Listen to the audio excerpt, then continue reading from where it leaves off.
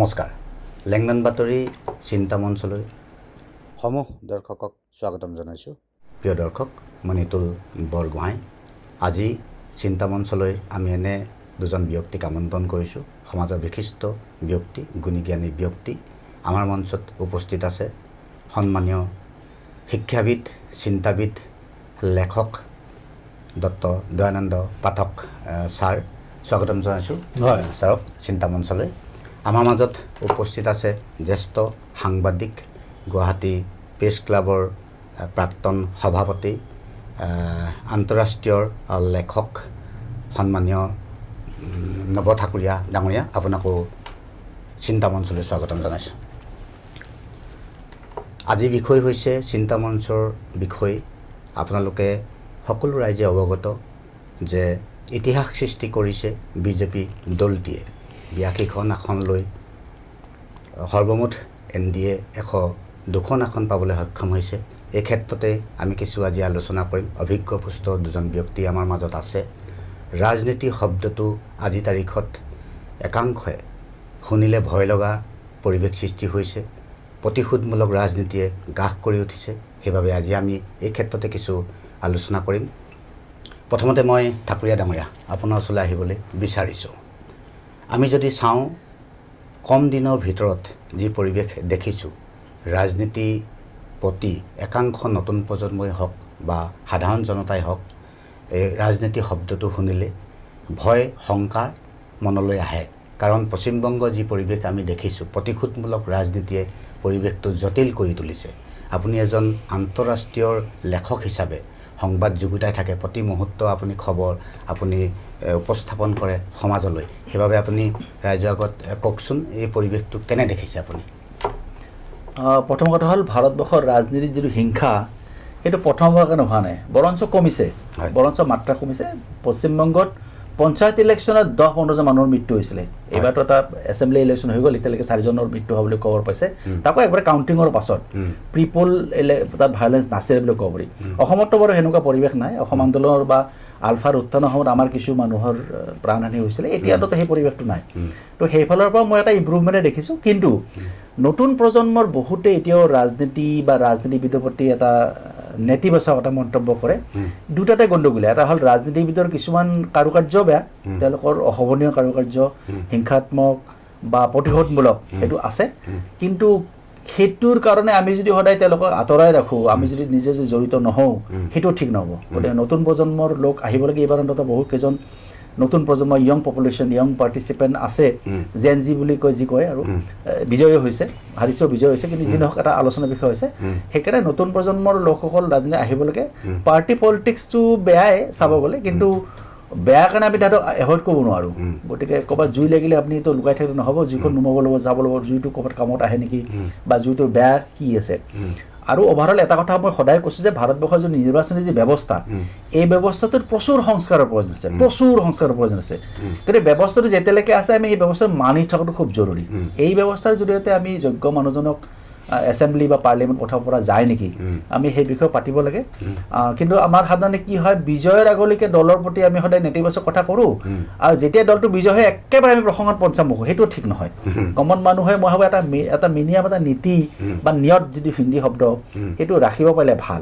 Definitely বৃহত্তৰ অসমৰ মানুহে যদি জাজমেণ্ট দিছে, মেণ্ডেট দিছে এই পাৰ্টিটো শাসনত, আপুনি প্ৰশংসা কৰক। কিন্তু একেবাৰে এনেকুৱা হ'ব নালাগে যে মই বহুদিন আগতে কৈছিলোঁ, মই জানোৱেই, এই লাইনটো অলপ কমেণ্ট নকৰোঁ, সাংবাদিক কাৰণত সেই কমেণ্ট নকৰাটো ভাল।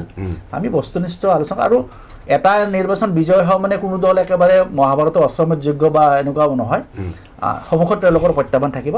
আমাৰ কথা হ'ল যে যি দলে দিছপুৰ দিল্লীত যাওক, ৰাইজৰ সমস্যা, দেশৰ সমস্যা, মানুহৰ সমস্যা তেওঁলোকে সমাধান কৰিব লাগিব। যিহেতু মই নিজে ৰাজনীতিত নাই, যিসকল ৰাজনীতি আছে তেওঁলোকৰ জৰিয়তে আমি কামটো কৰাটো বিচাৰিম। পৰিৱেশ এতিয়া এনে দেখিছোঁ যে যি প্ৰতিশোধমূলক ৰাজনীতিয়ে গ্ৰাস কৰি উঠিছে, সেই কথাটোহে সুধিছোঁ। সেইটো আগৰ পৰাই আছে, আগৰ পৰাই আছে। এই পৰ্যায়ক্ৰমে যিখন দেশত শাস্ত্ৰীৰ দৰে মহান নায়কৰ মৃত্যু হ'ব পাৰে, সেইটো আজিলৈকে কোনো ৰিজল্ভে নহ'ল। গতিকে সেইখন দেশত আমাৰ থাকিব। আৰু অসম আন্দোলনৰ পিছতো এনেকুৱা ঘটনা ঘটিছে, AJPৰ উত্থান, তাৰপিছত লাহে লাহে কংগ্ৰেছৰ ক্ৰমাগত শাসন, বিজেপিৰ আগমন, বিজেপিৰ আগ্ৰাসন এই গোটেইখিনি কথা আছে পৰিস্থিতিটো মই ভাবোঁ প্ৰায় একে আছে কিন্তু তথাপিও মই বহুত নেতিবাচক খবৰ এটা ভাল খবৰে কওঁ যে আগতকৈ শান্তিপূৰ্ণ হৈছে পৰিস্থিতি আগতে মই ৰাতিপুৱা ওলাই গ'লে সন্ধিয়া ঘূৰি আহিম নাহিম ৰাস্তাত 10 বাৰ চেক কৰিব এইটো আলফাই নে চালফাই নে আৰ্মিয়ে নে মিলিটাৰী নে পুলিচে আমি গম নাপাওঁ এইটো কথা আজিৰ প্ৰজন্মই নাজানিব যে এইখন গুৱাহাটীত আপুনি এনেকুৱা দৃশ্য দেখিব আপোনালোকে আজিৰ পৰা 20 বছৰ আগতে বা 25 বছৰ আগতে যে 10খন বাইক গৈছে হাতত AK-47 তেওঁলোক ৰেজিষ্টাৰ্ড কোনো ফ'ৰ্চৰ মানুহ নহয় আমবাৰী যিটো গুৱাহাটী প্ৰেছৰ নামটো কৈছে আমবাৰী গুৱাহাটী প্ৰেছ ক্লাবৰ ওচৰত পোচাকত এজন পুলিচ আছে আৰু কাষত এজন মুখত কলা পোচাক পিন্ধা এজন মানুহ ৰখি আছে তেওঁ আৰ্মি নে আলফা নে পুলিচ নে কোন তেওঁ যদি এটা ভুল নিৰ্দেশনা দিয়ে তেওঁৰ লগত যদি মোৰ ব্যক্তিগত কাজিয়া আছিল কিবা কাৰণত তেওঁ যদি কৈছে এই ল'ৰাজন গণ্ডগোলা তেওঁ পুলিচে মোক গুলিয়াই দিব পাৰে আৰু যদি গুলিয়াই দিয়ে তাৰ কি বিচাৰ হ'ল নহ'ল না গুপ্ত হত্যাৰ ক'ত বিচাৰ নহ'ল ন গতিকে এইখনখনে তেনেকুৱা দিন পাৰ হৈছে এতিয়া অন্ততঃ আমি প্ৰটেষ্ট কৰিব পৰা হৈছোঁ ছ'চিয়েল মিডিয়া আহিছে আৰু মেইন ষ্ট্ৰীম মিডিয়াৰো বহুত ভুল আছে বহুত লিমিটেশ্যন আছে তেওঁলোকৰ ভুলৰ পৰা কাৰণে ডিজিটেল মিডিয়াৰ যে উত্থানটো হৈছে আমি এই মুহূৰ্তত ডিজিটেল মিডিয়াৰে কথা পাতি আছোঁ মই ভাবোঁ ডিজিটেল মিডিয়া মানুহৰ এটা মানে এৱাৰনেছ আৰু হাতে হাতে মোবাইল ফোন ই এটা সম্পূৰ্ণ বেলেগ এটা পৰিৱেশ সৃষ্টি কৰিছে সাংবাদিকৰ কাৰণে প্ৰচুৰ প্ৰত্যাহ্বান সাংবাদিকে 10জন ভাল সাংবাদিকতকৈ ভাল হ'ব লাগিব আগতে সাংবাদিক ভাল হ'লে ভাল নহ'লেও কথা নাই কিন্তু এতিয়া সাংবাদিক ভাল হ'বই লাগিব নহ'লে আমি টিকিব নোৱাৰিম গতিকে মই এজন সাংবাদিক হিচাপে কৈছোঁ যিসকল নতুন প্ৰজন্মৰ ল'ৰা ছোৱালী সাংবাদিক হ'বলৈ আহে তেওঁলোকৰ সন্মুখত প্ৰচুৰ প্ৰত্যাহ্বান আছে মাধ্যমটোৰ প্ৰত্যাহ্বান দেশৰ প্ৰত্যাহ্বান জাতিৰ প্ৰত্যাহ্বান সমাজৰ প্ৰত্যাহ্বান এই সকলোখিনি তেওঁলোকে গ্ৰহণ কৰা আৰু মইও আমাতকৈ তেওঁলোক বেছি চোকা বুলি শব্দটো ইউজ কৰিছোঁ তেওঁলোকৰ তীক্ষ্ণ তেওঁলোকৰ জ্ঞান বুদ্ধি আছে তেওঁলোক প্ৰেক্টিকেল বহুত সময় আমি অলপমান আৱেগিক ধৰণৰ আছিলোঁ আমি মানে এটা জেগাত লাগিয়ে থাকোঁ তো তেওঁলোক সেই অৰ্থত নহয় গতিকে ইয়াৰ দুটাৰে ভাল বেয়া ইতিবাচক ফল থাকিব কিন্তু সামগ্ৰিকভাৱে মই ভাবোঁ অসমৰ এবাৰ 85.91% পলিং এইটো অল টাইম হাই বংগত 93% পলিং যিটো এটা অসম্ভৱ কথা এটা আছে অৰ্থাৎ মানুহৰ পাৰ্টিচিপেশ্যনটো বাঢ়িছে সেইকাৰণে এক্সপেক্টেশ্যনো বাঢ়িব এছপিৰেশ্যন বাঢ়িব এতিয়া আমি আশা কৰোঁ যি দলে চৰকাৰ কৰক যিয়ে মুখ্যমন্ত্ৰী হওক মন্ত্ৰী হওক তেওঁলোকে যে ৰাইজৰ কথাটো নাপাহৰে নিশ্চয় ৰাইজক মানে যাতে আমি ৰাইজক 5 বছৰৰ কাৰণে মই ভোট মানে কি সুবিধা দিলোঁ মই বিজয় হ'লোঁ মোক আৰু নামাতিব আপোনালোকে এইটো মানসিকতা নাৰাখিব আমাৰ ৰিকলৰ ব্যৱস্থা নাই যদিও ছ'চিয়েল মিডিয়া ইমান শক্তিশালী এজন মন্ত্ৰীৰ বিৰুদ্ধে অসমত যদি 2.5 কোটি ভোটাৰৰ যদি 1 কোটি ভোটাৰে যে এজন মন্ত্ৰীৰ বিৰুদ্ধে যদি একেৰাহে যদি ছ'চিয়েল মিডিয়া কেম্পেইন কৰে তো টিকিবই নোৱাৰিব গতিকে সেইদিনো আছে গতিকে ৰাইজৰ পক্ষত থাকক দেশৰ হৈ ভাল কাম কৰক আৰু সেইকাৰণে আপোনাক সেইটো মেণ্ডেট দিয়া হৈছে এইটো মন্ত্ৰী বা যিসকল ক্ষমতাত থাকিব তেওঁলোকৰ কাৰণে মোৰ এটা আবেদন নিশ্চয় আহিম পাঠক ছাৰ আজি বিৰোধী শূন্য এখন ৰাজ্য যদি সবল হ'বলৈ হয় তেতিয়াহ'লে বিৰোধী শক্তি লাগিব আজি 19খন আসনত কংগ্ৰেছ চৰকাৰে কংগ্ৰেছ দলটিয়ে থমকি ৰ'ল বিজেপি 82খন আসন NDA 102খন আসন পাবলৈ সক্ষম হৈছে আজি তাৰিখত বিৰোধী যদি শূন্য হয় তেতিয়াহ'লে সঁচা অৰ্থত অসমীয়াৰ আমাৰ যিসকল সাধাৰণ জনতা অভাৱ অভিযোগ এই উপস্থাপনবিলাক কৰিব পৰা যাবনে সাধাৰণ জনতাৰ মনৰ কথাবিলাক ব্যথাবিলাক আমি সেই সদনে ৰাইজৰ মাজলৈ নিব পাৰিবনে সেই নেতাসকলে উপস্থাপন কৰিব পাৰিবনে আপুনি কি ভাবে নহয় যেতিয়া আমাৰ সংবিধানখন প্ৰণয়ন কৰিছিলে বি.আৰ. আম্বেদকাৰ তাত কিন্তু বিৰোধীক কিন্তু যথেষ্ট গুৰুত্ব দিয়া হৈছিল হয় আৰু এটা কথা আমি সকলোৱে আমি জানো যে বিৰোধী যিগৰাকী নেতা এইটো আমাৰ সংবিধানত আছে হয় বিৰোধী নেতাগৰাকীক কেবিনেট মিনিষ্টাৰৰ মৰ্যাদা দিয়া হৈছে আমি চাওক বিৰোধী যিগৰাকী নেতা তেওঁ কেবিনেট মিনিষ্টাৰৰ তেওঁ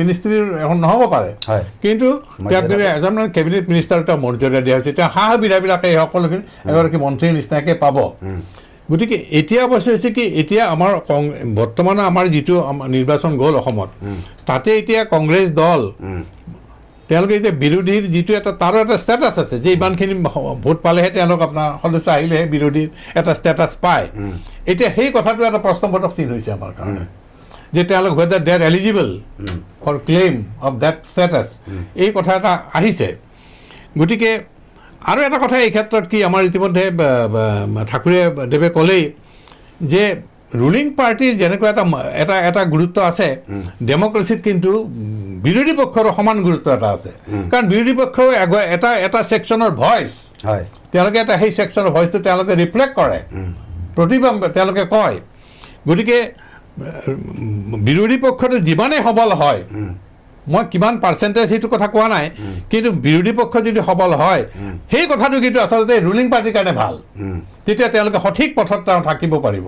কিন্তু এতিয়া ৰুলিং পাৰ্টি যদি এটা দুৰ্বল হয়, তেতিয়াহ'লে আপোনাৰ যিটো আমাৰ বিশেষ বিৰোধী যদি দুৰ্বল হয়, তেতিয়াহ'লে ৰুলিং পাৰ্টি কিন্তু য'তে ত'তে তেওঁলোকে যিকোনো কাম কৰিব পাৰে, ভুলবিলাক কৰিব পাৰে। তাক সংশোধনী দিয়াৰ কাৰণে কিন্তু তাত তেওঁলোকে দে উইল বি ডেছপাৰেট, তেওঁলোকে ডেছপাৰেটলি কাম কৰিব। ডেছপাৰেটলি কৰাৰ কাৰণে কি হ'ব, তেওঁলোকে ভুল কৰিব, ৰাইজৰ যিটো স্বাৰ্থ সেই স্বাৰ্থ বিঘ্নিত হ'ব। আৰু এটা কথা মই এই ক্ষেত্ৰত উদাহৰণ এটা দিব খুজিছিলোঁ, যে আমাৰ সূৰ্যদাসৰ আমি এটা কবিতা পঢ়িছিলোঁ। সূৰ্যদাসে এটা কথা কৈছে, নিন্দুক যিবিলাক আছে তেওঁলোকৰ ঘৰৰ চোতালত থাকিব দিব লাগে। ঘৰৰ চোতালত থাকিব দিলে কি হয়, তেওঁলোকে যেতিয়া মই সদায় নিন্দা কৰি থাকিব ৰাতিপুৱাৰ পৰা, মই তেতিয়া শুধৰণি মই কৰিব থাকিম। যে নিন্দুক নিয়াৰে চাগন, তেওঁ কথা কৈছে কি যে চাবোনে যেনেকৈ মানুহক মানে পৰিষ্কাৰ কৰে, ঠিক তেনেকৈ নিন্দুকবিলাকৰ নিন্দাই কিন্তু মানুহক পৰিষ্কাৰ কৰে। গতিকে সেই যিটো এটা পৰিৱেশ, সেই পৰিৱেশটো কিন্তু এইবাৰৰ আমাৰ নিৰ্বাচনত কিন্তু আমি নেদেখিলোঁ, য'ত বিৰোধী পক্ষ একেবাৰে বিধ্বস্ত এটা অৱস্থাত আছে। কিন্তু ৰুলিং পাৰ্টিত এই ক্ষেত্ৰত এটা হয় কি, এইটো এটা এনেকুৱা এটা হ'ব যে এটা পাৰ্টিৰ ডিক্টেটাৰশ্বিপ, এই কথাটো এটা আহিছে। আজি ধৰক আপোনাৰ হাংগেৰীৰ যিটো ইলেকশ্যন, হাংগেৰীৰ election had the same kind of situation. হাংগেৰীৰ আপোনাৰ হ'ল কি যে মানুহ বিতস্ত হৈ পৰিছে, আপোনাৰ বিতস্ত হৈ পৰি গ'লে তেওঁলোকে এতিয়া একদম ডেছপাৰেটলি আপোনাৰ ৰুলিং পাৰ্টিৰ এগেইনষ্টে তাত তেওঁলোকে ভোট দিলে, ভোট দি পেলাই এটা নতুন এটা পৰিৱেশ এটা তেওঁলোকে কিন্তু ৰাজনৈতিক পৰিৱেশ এটা সৃষ্টি কৰিছে। গতিকে এই কথাবিলাক আছে। আৰু তাত এনেকুৱা আছিল যে কোনোবা বাহিৰৰ পৰা যদি চায়, তেওঁ যদি ইনকাম এটা কৰিছে 50% তাৰ পৰা ডিডাক্ট কৰিব, তেওঁ যিমানেই ইনকাম নকৰক 50% ডিডাক্টেড ফ্ৰম হিজ ইনকাম। গতিকে আগৰজনে সেইবিলাক কাম কৰিছিলে। গতিকে হয় কি যে তাত এতিয়া পৰ্যটকো নাযায়, হেৰিও নাযায়, সেই পৰিৱেশৰ পৰা কিন্তু অন্ততঃ হাংগেৰীক ৰক্ষা কৰা যায়। গতিকে আমাৰ ইতিহাসৰ পৰা আমি এতিয়া 75 বছৰ অতিক্ৰম কৰিলোঁ। গতিকে তাৰ পৰা কিন্তু আমাৰতো শিকিবলগীয়া বহুত আছে, আমাৰ বহুত শিকিবলগীয়া আছে। আৰু কংগ্ৰেছে যে গোটেইখিনি একেবাৰে শুদ্ধভাৱে চলিছে সেইটোও নহয়, কংগ্ৰেছে বহুত বেয়া কাম কৰিছে আপোনাৰ। আৰু তাৰ প্ৰত্যুত্তৰ হিচাপে আচলতে কিন্তু বিজেপিয়ে ইয়াত আহিছে।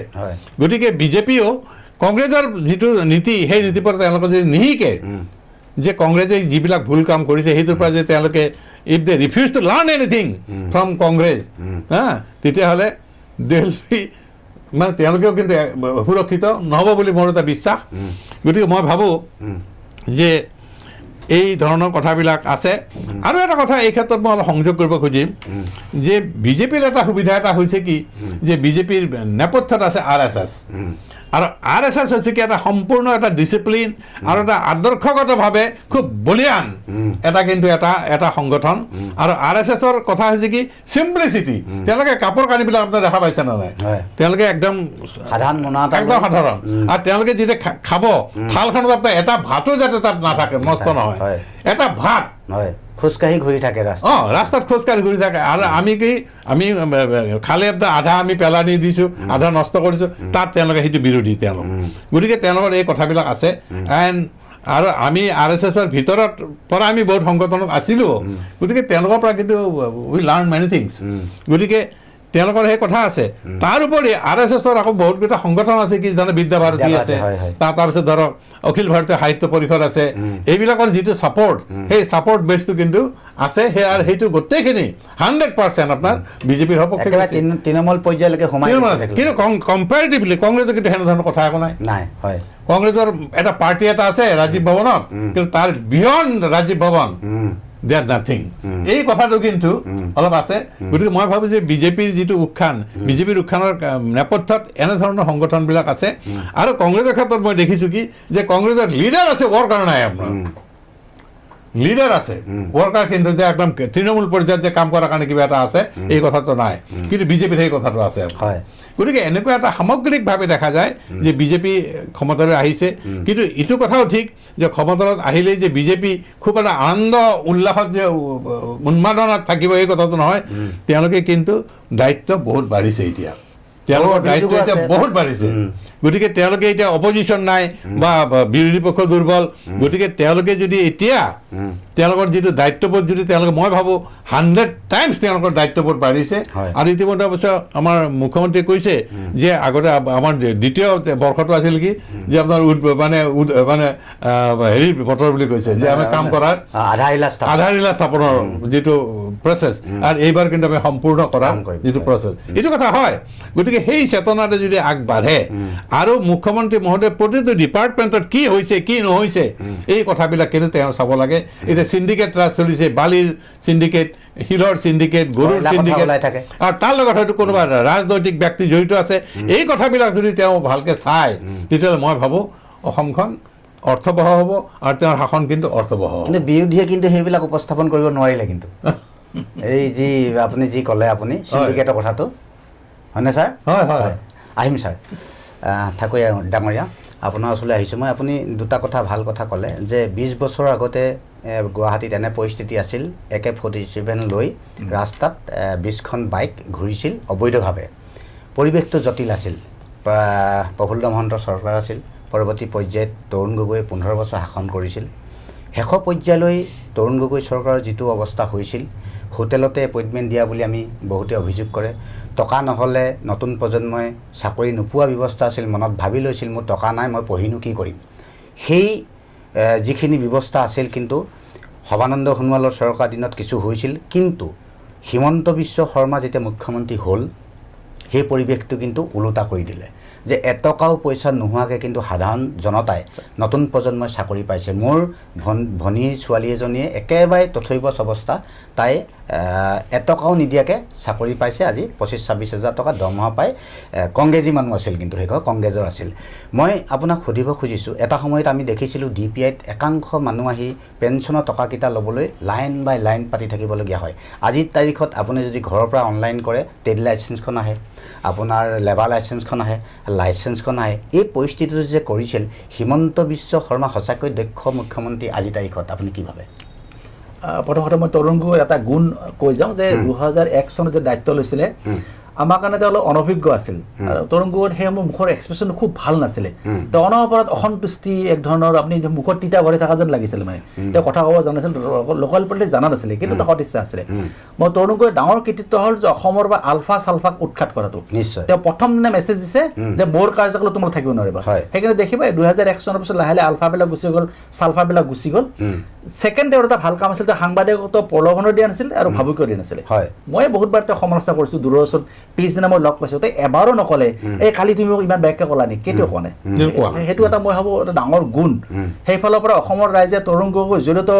শেষৰ কাৰ্যকালটো খুব ভাল নাছিলে কিন্তু তৰুণ গগৈ মই ভাবোঁ সৰ্বকালৰ জনপ্ৰিয় মুখ্যমন্ত্ৰী আজিও গৌৰৱ গগৈৰ কথা মই ক'ব নাযাওঁ তৰুণ গগৈ জীয়াই থকা হ'লে হয়তো বিজেপিৰ উত্থানটো নহ'লে হয় কিন্তু ক'ভিডে তেওঁক আৰু লৈ গ'ল হয়তো বেলেগ এটা ইছ্যু তো বাকী বিশ্বৰ কাৰ্যকালটো বিশেষকৈ থাৰ্ড টাৰ্মটো বিসম্বাদৰ কাৰণে হওক বা পাৰ্টিৰ কিছু অব্লিগেশ্যনত তেওঁ কিছু কাম কৰিব নোৱাৰিলে সেইমতে বিজেপি চৰকাৰ আহিলে আৰু শেষৰ ফালে অৱশ্যে ডেফিনেটলি কৰাপশ্যনটো হৈছিলে আৰু কৰাপশ্যনটো কিন্তু আজিও আছে আমি যেতিয়া 90ত আমি যেতিয়া APSC পৰীক্ষা দিছিলোঁ মই এই কথা বহুত আজি কৈ দেখোঁ যে মোৰ ঘৰ মাখিবাহা টিহুৰ পৰা 3 কিলোমিটাৰ দক্ষিণে মোক APSCৰ যে মেম্বাৰ সি সুধিছে তোমাৰ ঘৰ ক'লো মাখিবাহা টিহুৰ কিমান দূৰ ৰিক্সা ভাড়া কিমান তাত কি কি চাহ দোকানত কি খবৰ পায় মই কিন্তু কৈছোঁ আপুনি এইবিলাক মই বাজে প্ৰশ্ন কিয় সুধিছে এইটো অন প্ৰিন্সিপাল মই কৈছোঁ মানুহৰ নামটো নক'লে আপোনালোকে চিনি পাব তে এজন জীৱিত আছে এজন বাৰু ঢুকালে বোলে এই বাজে প্ৰশ্ন যে আপুনি মোক কৰিছে আপোনাৰ চাকৰি দিয়াৰ মতলব নাই নেকি আৰু তেতিয়া মই নতুন চাকৰি কৰি আছিলোঁ মই আনকি এটা ৰিপৰ্টিং কৰাৰ কথা আছিল যে APSCৰ ভিতৰত কি চলি আছে কিন্তু তেতিয়া আকৌ চন্দ্ৰপ্ৰসাদ শইকীয়া আমাৰ এডিটৰ আছিলে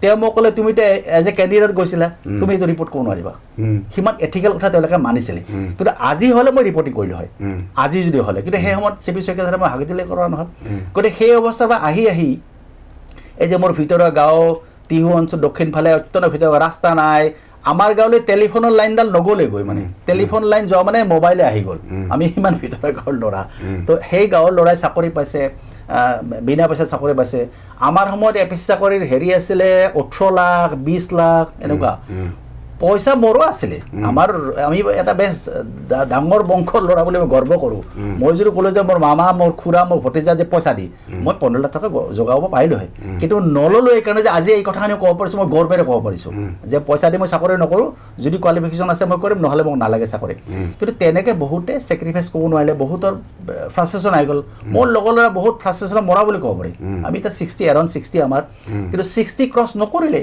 মোৰ হাইস্কুলৰ পৰা মোৰ কলেজৰ দিনলৈকে প্ৰায় 20 জন মোৰ বন্ধু হেৰাই গ'ল মানে বেছিভাগৰ বেমাৰ বেছি ডিপ্ৰেশ্যন কিবা অন্য ধৰণৰ গতিকে এই ধৰণৰ কামৰ কাৰণে বিজেপি চৰকাৰে ভাল কাম কৰিছে অকল হিমন্ত বিশ্ব বুলি নহয় বিজেপি চৰকাৰে উত্থানৰ পাছতে এই যে ডিবিটি এই যে ডাইৰেক্ট বেংক ট্ৰান্সফাৰ এই যে পইচাটো যে ডাইৰেক্টলি পায় অৰ্থাৎ ভাৰত চৰকাৰে যদি কৈছে আপোনাক মই 1000 টকা দিম আপুনি 1000 টকা আপুনি হাতত পাব খুব বেছি কৰাপশ্যন আপুনি নিজে পইচা হ'লে কাৰোবাক দিব ল'ব কিন্তু পইচাটোৰ কাৰণে আপুনি ক'তো যাব নালাগে সেইটো খুব ভাল আজিকালি অনলাইন মাটিৰ খাজনা দিব পাৰে অনলাইন আপুনি PRC ল'ব পাৰে অনলাইন আপুনি ইনকাম ষ্টাডি উলিয়াব পাৰে তো ইয়াৰ দ্বাৰা কি হ'ল ডিচেণ্ট্ৰেলাইজ হ'ল আৰু সকল এই যে BDO MLA বা ইভেন এডিশ্যনেল DC বা এই ধৰণৰ বা SDC তেওঁলোকৰ যিটো উদ্ভণ্ডালি বা বহুত সময়ত মানে তেওঁলোকে মাতবৰৰ দৰে কাম কৰিছিলে এইটো কমিছে এইটো মই ভাবোঁ আশীৰ্বাদ তেখেতলোকক নাকি লগাই দিছে নাকি লগাইছে আৰু এতিয়া খুব কম মানুহে আপুনি ইভেন এছেম্বলিত আগতে আজিৰ পৰা 10 বছৰ আগতে এছেম্বলিত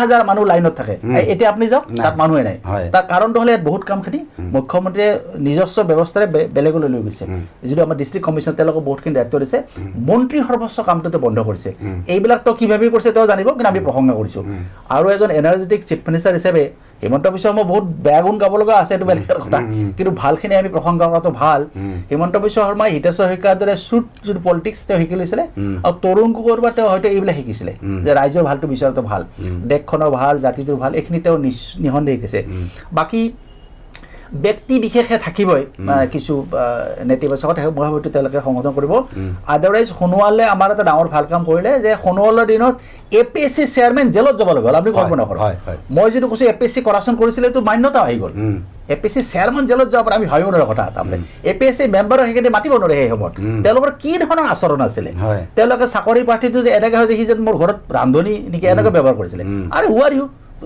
মইতো আজি মেম্বাৰ হোৱা APSC মেম্বাৰ মই তেনেকৈ ব্যৱহাৰ ঠিক নহয় ন তেওঁ এটা কোৱালিফিকেশ্যন ল'ৰাটোৱে চাকৰি বিচাৰে তুমি পাৰা যদি দিয়া ন তুমি তোমাৰ ঘৰৰ পৰা দৰমহা দিব নালাগে নহয় তেওঁ এই ধৰণৰ ব্যৱহাৰ কিন্তু আছিলে এইটো মই বহুত ঠাইত কৈছোঁ মই হয়তো ৰিপিটেডলি কৈ থাকিম এজন APSCৰ সেই সময়ৰ চেয়াৰমেন TP দাস বাৰু জীয়াই আছে TP দাসে মনত পেলাব পাৰে তেওঁৰ কাৰ্যকালত কি কথাটো হৈছিলে কিন্তু এনিহো এই গোটেই চক্ৰৰ পৰা ওলাই আছে APSC পৰীক্ষা আগতকৈ বহুতখিনি ক্লিন সামগ্ৰিকভাৱে হৈছে আজিকালি ৰেকৰ্ডিঙৰ ব্যৱস্থা আছে আপুনি ভুল যদি প্ৰশ্ন কৰে অবান্তৰ প্ৰশ্ন যদি কৰে সেইটো একাউণ্টেবল হৈছে তেওঁলোকে বা APSC আগতে যিবিলাক লেখা পেপাৰ সেইবিলাকতো ডিছমেণ্টেল কৰি দিয়া হৈছিল গম নাপায় আজিকালি সেইটো ৰেকৰ্ড কৰা হৈছে গতিকে অসম এখন ৰাজ্য য'ত নেকি APSC চেয়াৰমেন মই ভাবোঁ ৰাকেশ পালে এই বস্তু ভাবা নাছিলে তেওঁ এটা ইণ্টাৰভিউত কৈছিলে যে মোক চৰকাৰে একো ক'ব নোৱাৰে এই লাইনটোতো কৈছে সেইটো কৈ তেওঁ বিপদ মাতিলে তেওঁ সোণোৱালে ক'লে নাই অসমতে যে যেনেকৈ বিচাৰে আমি তেনেকৈ ব্যৱস্থা কৰিম আৰু তেওঁ সঁচাই জেলত যাব লগা হ'ল APSC চেয়াৰমেন জেলত যাব লগা হোৱা মানে এটা ব্যৱস্থাৰ এটা মানে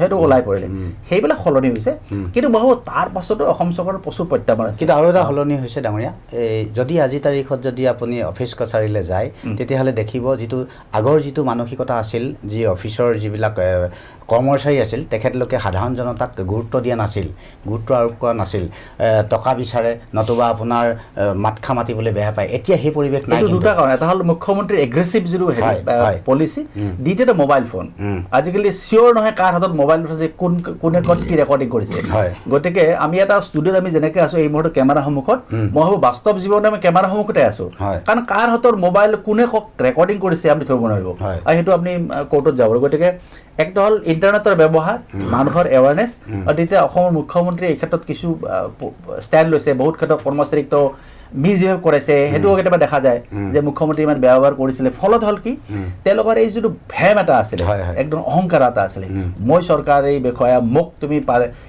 গুৰুত্ব দিবই লাগিব সেইটো কমিলে DPI এতিয়া আমিতো DPI হৈ আহিছোঁ তাত এতিয়া মানুহ নাথাকে এটা সময় যাব নোৱাৰা অৱস্থা বয়সীয়াল মানুহবিলাক চাকৰি ৰিটায়াৰমেণ্ট হ'ল 60 তেওঁ পেঞ্চন পাবলৈ 60 বহুত মানুহ মৰি আছে 5 বছৰ পেঞ্চন পোৱাৰ আগত বহুত মানুহ মৰা উদাহৰণ আছে নিশ্চয় গতিকে মই ভাবোঁ পেঞ্চন তেওঁৰ এজন মানুহৰ যিটো তেওঁৰ পাব পাৰে তেওঁৰ অধিকাৰ, গতিকে সেইটো তেওঁৰ চাকৰি যিদিনাখন শেষ হৈছে দৰমহাৰ পিছৰ মাহ বা তাৰ পিছৰ মাহ তেওঁ পেঞ্চনটো পালে ভাল।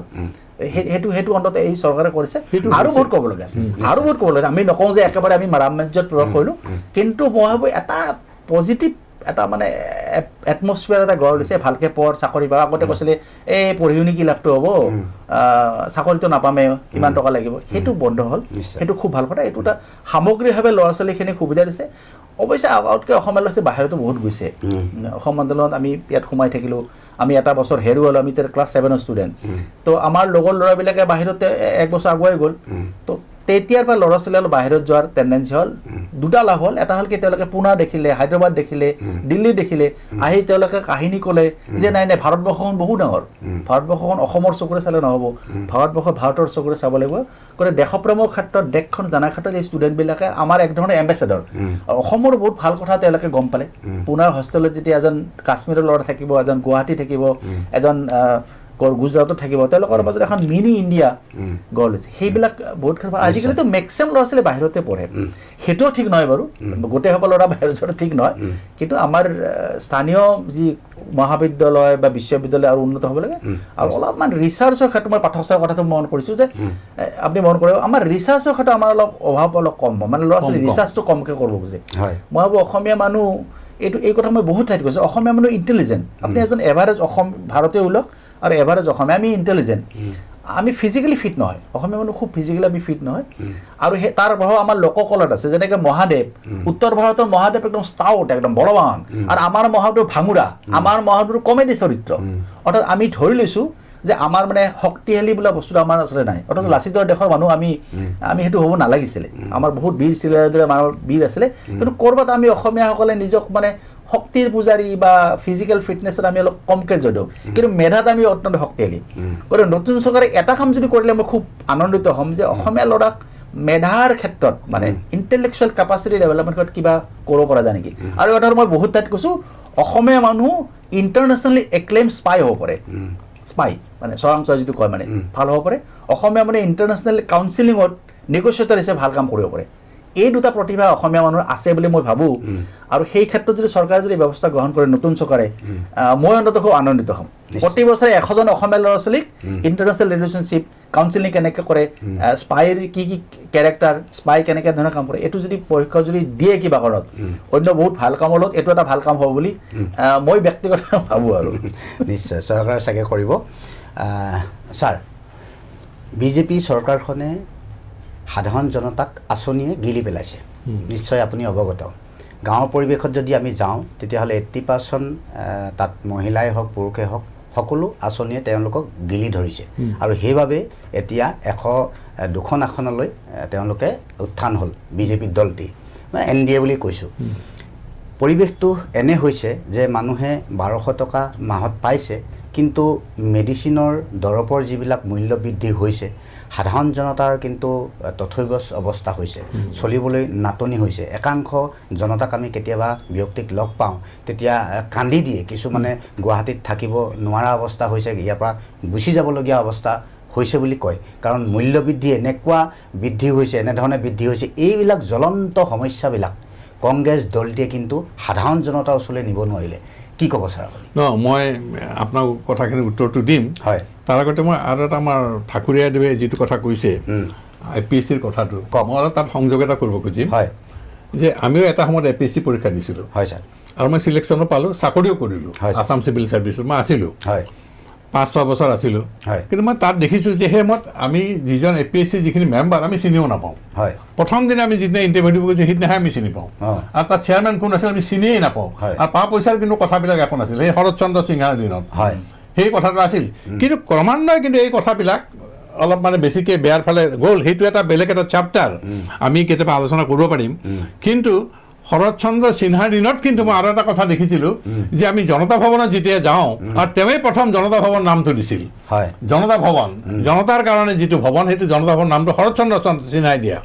আৰু সেই সময়ত শৰৎচন্দ্ৰ চিফ মিনিষ্টাৰ তাত গ'লে আমি কোনো পাছ ল'ব নালাগিছিল, কোনো এণ্ট্ৰি নাছিলে এনি মুভমেণ্ট হয়। আপুনি যেতিয়া ইচ্ছা তেতিয়াই যাই পেলাই তেওঁক লগ ধৰিব তাকে চিটি বাছত আহিছিল বুলি কৈছে চিটি বাছত আহিছিল বুলি কৈছে চিটি বাছত আহিছিল আনকি এই যিটো আপোনাৰ যিটো বান্ধনবিলাক যে আপোনাৰ চিকিউৰিটি প্ৰব্লেমটো বেছিকৈ আৰম্ভ হ'ল আপোনাৰ প্ৰফুল্ল কুমাৰ মহন্তৰ দিনৰ পৰা নিশ্চয় এইটো কথা ক'বলৈ মই মানে হেৰিয়ে পাইছোঁ আমাৰেই নেতা যে আমাৰ নেতা প্ৰফুল্ল কুমাৰ মহন্তৰ দিনৰ পৰাই চিকিউৰিটিটো আহিল তেতিয়া আপোনাৰ সাধাৰণ মানুহে আপোনাৰ চিফ মিনিষ্টাৰক লগ ধৰিব পৰা অৱস্থা হেৰাই পেলালে হয়। গতিকে এই কথাবিলাক আছে কিন্তু এতিয়া আপুনি যিটো কথা কৈছে যে এইটো এটা অত্যন্ত গুৰুত্বপূৰ্ণ কথা কাৰণ এই কথা কওঁতে মই আৰু এটা কথা ইয়াত আনিব খুজিম হয় যে ভাৰতীয় যিখন সমাজ ব্যৱস্থা যদি চাই যে খুব ইণ্টেলিজেণ্ট যিখিনি মানুহ যে যিটো এ গ্ৰেড মাত্ৰ 10%তকৈ বেছি নহয় হয় বা 5%তকৈ বেছি নহয় আৰু আমাৰ নিচিনা আমাৰ ঠাকুৰীয়া বা মোৰ নিচিনা মানুহ এইখিনি হ'ল মিডিল ক্লাছৰ মানুহ নিশ্চয় মিডিল ক্লাছৰ মানুহখিনি হয়তো আপোনাৰ মেক্সিমাম আপোনাৰ 20% 35 বা 30 এনেকুৱা হ'ব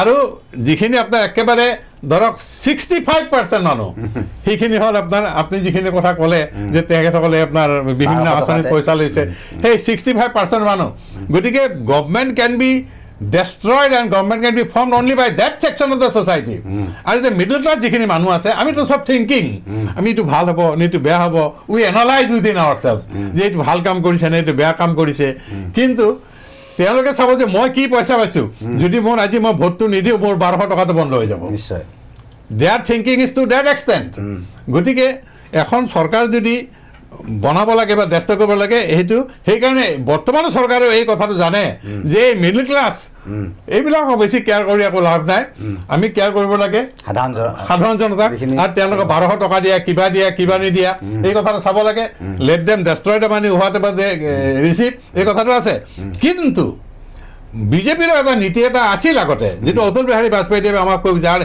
সেইটো নীতিৰ দ্বাৰা কিন্তু আমি কিন্তু যথেষ্ট অনুপ্ৰাণিত হৈছিলোঁ যে অটল বিহাৰী বাজপেয়ীৰ যিটো নীতি আৰু বৰ্তমান আপোনাৰ নৰেন্দ্ৰ মোদীৰ নীতিৰ মাজত আকাশ আৰু পাতাল পাৰ্থক্য আপোনাৰ অটল বিহাৰী বাজপেয়ীয়ে কৈছিল কি যে বিনা পইচাই কোনো বস্তু একো দিব নালাগে যে বিনা পইচাৰে কোনো বস্তু একো দিব নালাগে শিক্ষা দিয়ক কোনো একো দিব নালাগে যে আপুনি কোনো পইচা বিনা মূল্য দিব নালাগে কিন্তু বিনা পইচাত 3টা বস্তু দিব লাগে 3টা বস্তু বিনা পইচাই দিব লাগে এটা হ'ল শিক্ষা এডুকেশ্যন যে প্ৰত্যেকজন নাগৰিকে যাতে শিক্ষাটো পায় বিনা পইচাই যাতে পায় to any extent higher education বা যদি পাব পাৰে তাৰ কাৰণে পাব আপুনি ৰিচাৰ্চৰ কথা কৈছে গতিকে ৰিচাৰ্চৰ ক্ষেত্ৰতো এইটো বিনা পইচাই হ'ব লাগে আৰু দ্বিতীয় কথা হ'ল কি চিকিৎসাৰ ক্ষেত্ৰত চৰকাৰে সম্পূৰ্ণ ব্যয় কৰিব লাগে আমাৰ ইমান মেডিকেল কলেজ আছে কিন্তু টকাৰ অভাৱত মানুহ মৃত্যুমুখী হৈছে আপোনাৰ এই কথাটো we must address that kind of situation সেইটো আমি এড্ৰেছটো আমি কৰিব লাগে তাৰপাছত আৰু এটা দিছে কি লিগেল যিটো চিটুৱেশ্যন আপোনাৰ ৰাইট আৰু লিগেল চিটুৱেশ্যনটো হৈছে কি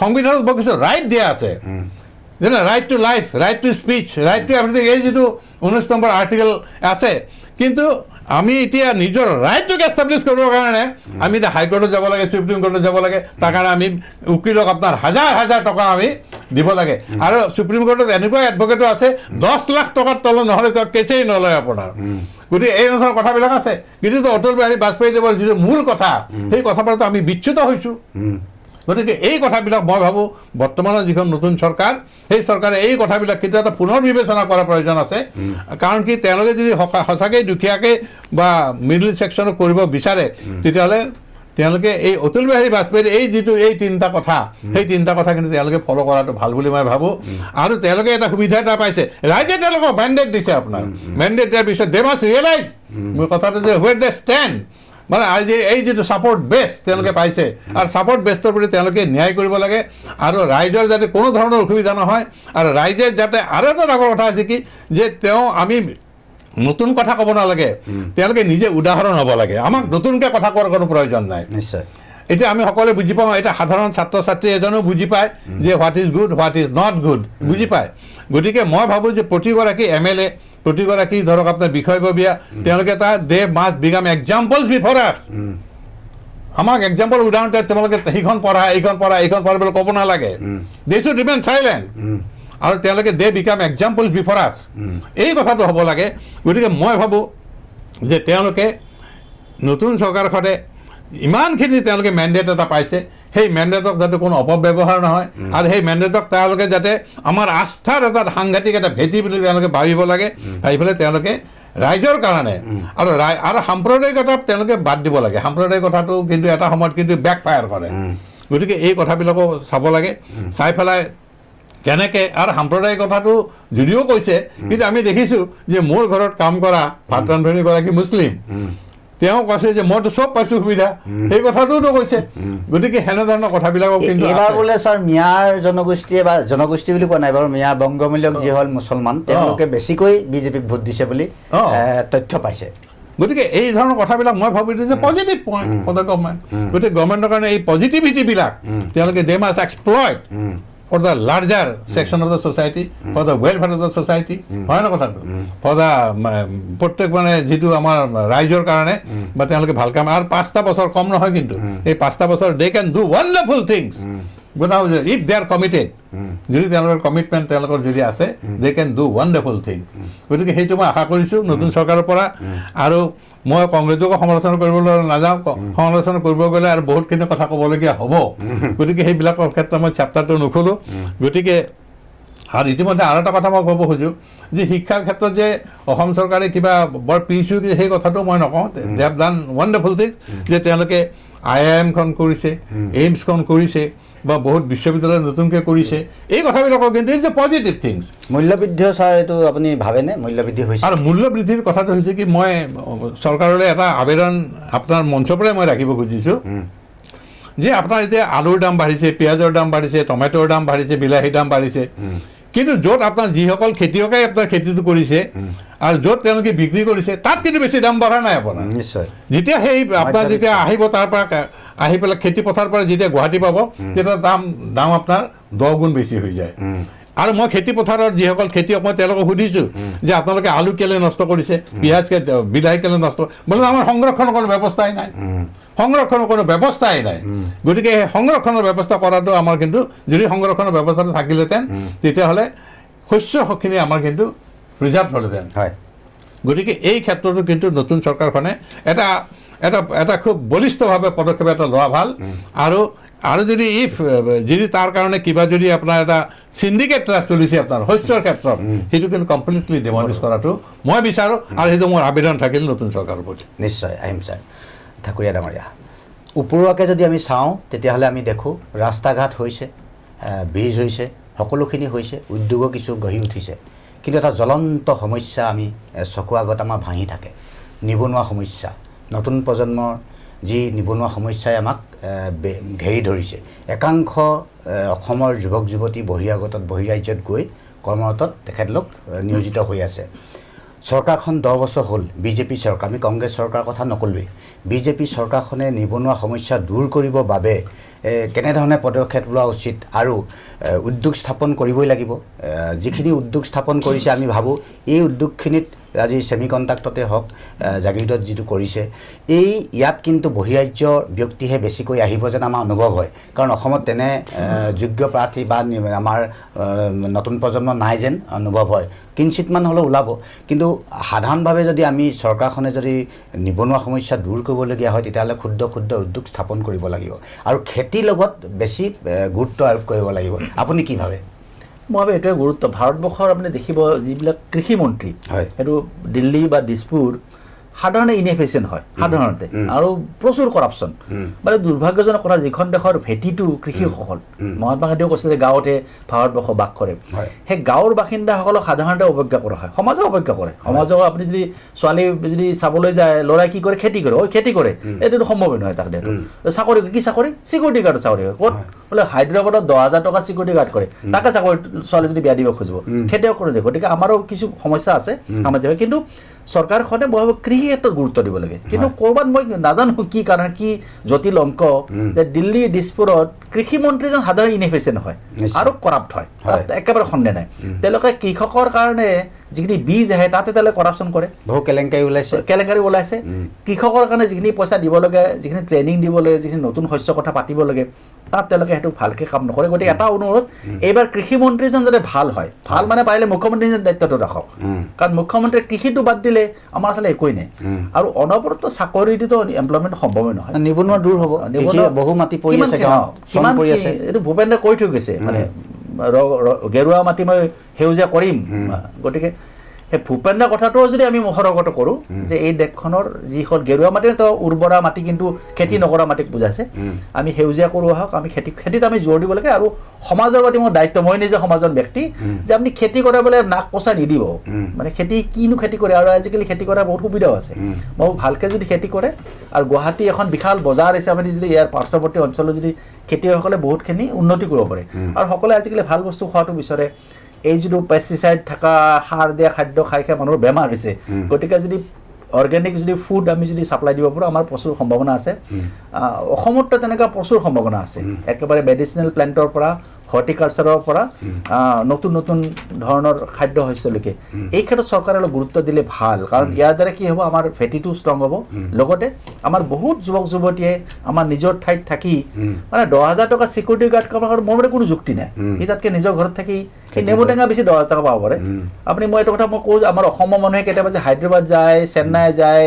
বেংগালোৰ যায় আপুনি যিকোনো হোটেলত গৈ আপুনি অসমীয়া কথা পাতিব 2জন ল'ৰা আগবাঢ়ি আহে যে মোৰ অসমৰ এনেকুৱা সেইটো খুব দুৰ্ভাগ্যৰ কথা কিমান টকা তেওঁলোকে 10,000-15,000 টকা পায় তেওঁলোকৰ থকাৰ ব্যৱস্থা কৰিছে মই নকওঁ যে কোনোবা যদি বিচাৰে যাব পাৰে চিকিউৰিটি গাৰ্ডটোকো মই কামটো মই বেয়া বুলি কোৱা নাই কিন্তু যিসকলে পৰিয়াল এৰি মাক বাপেকক এৰি তাত থাকিব লগা আছে আৰু বহুত ল'ৰা ছোৱালী মৃত্যু হৈছে মানে অস্বাভাৱিক কাৰণ সেইটো যাতে বন্ধ হয় গতিকে এগ্ৰিকালচাৰ এটা ইম্পৰ্টেণ্ট আমাৰ এটা ছেক্টৰ যিটো আমি ভাল এজন মন্ত্ৰী বিচাৰোঁ কৰ্মক্ষম মুখ্যমন্ত্ৰী নিজে সেই দায়িত্ব লৈ মই বেছি ভাল পাম বেছি মোক সুখী হ'ম তেওঁ সময় দিব পাৰিব আৰু লগতে কেন্দ্ৰীয় চৰকাৰৰ একেটা সমস্যা আৰু নিবনুৱা সমস্যা সমাধানৰ কাৰণে চাকৰিটো একেবাৰে সম্ভৱ নহয় ক্ষুদ্ৰ ক্ষুদ্ৰ উদ্যোগ চৰকাৰখনে গঢ়ি তুলিব পাৰে কিন্তু আজিকালি অলপমান আগতকৈ অলপ ভাল হৈছে বাৰু আগতকৈ ভাল হৈছে কিন্তু কৰ্মী হিচাপে কিন্তু অলপমান চেঞ্জ হয় কিন্তু মই এই যে অনুষ্ঠানত মই আহিছোঁ উবেৰত আহিছোঁ যিজন উবেৰ চালক সি PhD স্কলাৰ মই নক'লো তুমি কি কৰা বোলো মই PhD কৰি আছোঁ মই নকওঁ নামটো ক'লে দেখাত বেয়া ৰাখোঁ বোলো তুমি কিয় চলাইছা বোলো মই আজি অফ টাইম অসমীয়া ল'ৰাই অফ টাইমত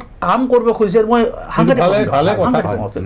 আগতে আছিল অসমীয়া চৰিত্ৰ কেনেকুৱা বাপেকে চাকৰি কৰে 3টা ল'ৰা ছোৱালী বহি খায় ল'ৰাজনে দাড়ি ঘূৰাবলৈ ব্লেডখনত তাৰ পইচা নাথাকে ছোৱালীজনী এটা লিপষ্টিক কৰিবলৈ তাৰ পইচা নাথাকে আৰু যেতিয়া মানুহজন ৰিটায়াৰমেণ্ট হয় তেওঁৰ সন্মুখত মানে আকাশ ভাঙি পৰে সৰক ভাঙি পৰে তেওঁ কি কৰিব পৰিয়ালটো গতিকে এই যে পঢ়াৰ লগে লগে চাকৰি পঢ়াৰ লগে লগে অৰ্থনৈতিক এইটো এটা নতুন ব্যৱস্থা হৈছে আৰু আজিকালি বহুত ল'ৰা ছোৱালীয়ে পঢ়ি থকাৰ মাজতে অনুবাদৰ কাম কৰে বহুত ইউনিভাৰ্চিটি ষ্টুডেণ্ট মই দেখিছোঁ পঢ়ি থকাৰ লগে লগে তেওঁ কনচালটেণ্ট হিচাপে কাম কৰে এইটো ভাল কথা অসমীয়া ল'ৰাই আগতকৈ কাম কৰি আমি খুব নেতিবাচক কমেণ্ট কৰাটো ঠিক নহয় মই ভাবোঁ তেওঁলোকক উৎসাহ দিব লাগে আৰু সেই এইটো মই আপোনাৰ দৰ্শকসকলে কৈছোঁ যে আপোনালোকে যেতিয়া অসমীয়া ল'ৰাই কাম কৰিব সন্মান কৰিব ড্ৰাইভাৰ বুলি একদম ড্ৰাইভাৰ বুলি এইটো শব্দ নক'বই ড্ৰাইভাৰ বুলি এটা স্কিল যিটো আপোনাৰ এটা ড্ৰাইভাৰ স্কিলটো আছে আৰু বহুত জেগাত তেনেকুৱা ল'ৰা ছোৱালী পাব যি পঢ়ি আছে আমেৰিকাৰ যিটো সহজ দৃশ্য আমেৰিকাৰ যিকোনো ৰেষ্টুৰেণ্ট যিটো হয় যিকোনো এজন ষ্টুডেণ্টে এজনে কাম কৰে আমাৰ সেই বস্তু হোৱা নাছিলে কিন্তু যিকোনো কাৰণ বস্তুটো হৈছে আমি সেইটো এনকাৰেজ কৰিব লাগে চৰকাৰৰ পাৰিলে সেইটো ব্যৱস্থা কৰিব চৰকাৰৰ ফালৰ পৰা প্ৰশাসনৰ পৰা সমাজ ব্যৱস্থা মিডিয়াই এই কামটো কৰিব লাগে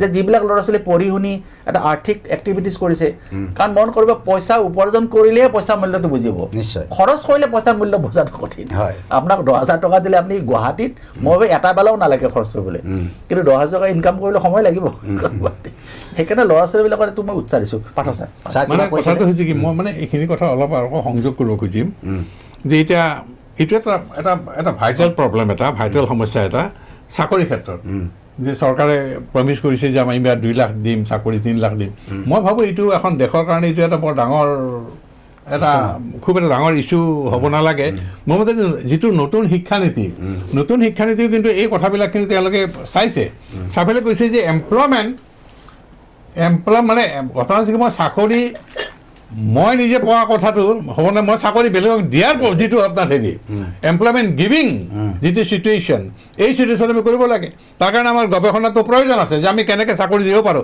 এমপ্লয়মেণ্ট গিভিং চিটুৱেশ্যন গতিকে সেইটো আছে আৰু নতুন শিক্ষানীতিত কিন্তু এই কথাটো কৈছে যে অৰ্হতা দক্ষতা এই কথাবিলাক আছে যে অৰ্হতা মানে কি অৰ্হতা আজি আপুনি গুৱাহাটীত চাওক কিমান ডাঙৰ ডাঙৰ বিল্ডিংবিলাক হৈ আছে আজি বিল্ডিঙত আপোনাৰ ৰাজমিস্ত্ৰী এটা আপুনি অসমীয়া ল'ৰা এটা নাপাব আপুনি ৰাজমিস্ত্ৰী এটা অসমীয়া ল'ৰা কেলৈ কাম নকৰে আপোনাৰ নলবাৰীৰ পৰা আহি আপোনাৰ ধৰক অন্য ঠাই বৰপেটাৰ পৰা আহি পেলাই এইটো আহিছে ক'ৰ পৰা ধুবুৰীৰ পৰা আহিছে ক'ৰ পৰা হেৰিৰ পৰা আহিছে বিলাচীপাৰৰ পৰা আহিছে আৰু all of them R from a particular community এটা পাৰ্টিকুলাৰ কমিউনিটিৰ মানুহে এই কামটো কৰি আছে কিন্তু এই কামখিনি আমি অসমীয়া ল'ৰা এটাই মই কেলৈ কৰিব টান পাইছোঁ আপোনাৰ গতিকে এনেধৰণ আমাৰ যিটো এটিটিউড আমাৰ যিটো way of looking at things that has also' to be change আমি সেই কথাটো যদি আমি চেঞ্জ নকৰোঁ তেতিয়াহ'লে মই ভাবোঁ এমপ্লয়মেণ্ট প্ৰব্লেমটো কোনো চৰকাৰেই কোনো ৰাজনৈতিক দলে কিন্তু এইটো পৰিৱৰ্তন কৰিব নোৱাৰে আৰু এটা কথা কি ধৰক আজি ধৰক আপোনাৰ UK বা ছুইজাৰলেণ্ড বা যিমান দেশত যাব তাৰ মানুহে কিন্তু চহৰত থাকি বুলি ভাল নাপায়, গাঁৱত থাকি ভাল পায়। চাব দেই, তেওঁলোকে গাঁৱত থাকি ভাল পায়। গতিকে তেওঁলোকে যে আজি আমেৰিকাৰ মানুহখিনিও তেওঁলোকে নিউয়ৰ্কত বা চিকাগোত থাকি ভাল নাপায়, তেওঁলোকে ওচৰৰ গাঁওখনত থাকি ভাল পায়। গতিকে সেই যিটো এটা attitude, way of looking at things, সেই কিন্তু মই ভাবোঁ এইটো পৰিৱৰ্তন হোৱাৰ প্ৰয়োজন আছে। আৰু সেই পৰিৱৰ্তনটো চৰকাৰে কৰিব নোৱাৰে, আমি যৌথভাৱে সকলোৱে মিলি পেলাই কৰিব লাগিব। যে চৰকাৰে আমাক চাকৰি দিব, তেওঁলোকে আহিছে নতুনকৈ, এই কথাটো এনেধৰণৰ আশা কৰাটো কিন্তু মিছা কথা। সেইটো কাৰণে একো কামত নাহে। এতিয়া আপোনাৰ লাখ লাখ আপোনাৰ আনএমপ্লয়েড ল'ৰা আছে, তাৰে হয়তো 1 লাখক দিলে আপোনাৰ হোৱাট ৰিমেইনছ, বাকীখিনি কি কৰিব?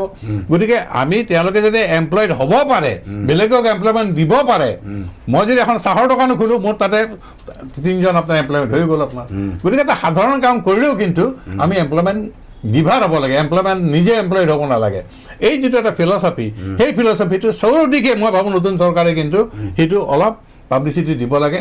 আৰু সেইটো আৰু কোনোবাই যদি সেই কামটো কৰিছে যে মই এজন ল'ৰা হ'লেও মই এপইণ্টমেণ্ট দিছোঁ, তেতিয়াহ'লে তেওঁক আপোনাৰ চৰকাৰে হাইলাইট কৰিব লাগে যে he should be an example. গতিকে এতিয়া ধৰক মোৰ গাড়ীখন চলাইছোঁ, মোৰ গাড়ীখন চলোৱা মানুহজন এজন driver, I am employment giver, সেই হিচাপত ক'ব গ'লে কথাটো সেইটো যে তেওঁৰ অন্তৰত এমপ্লয়েড হ'লতো মই গাড়ীখন চলোৱাৰ কাৰণে।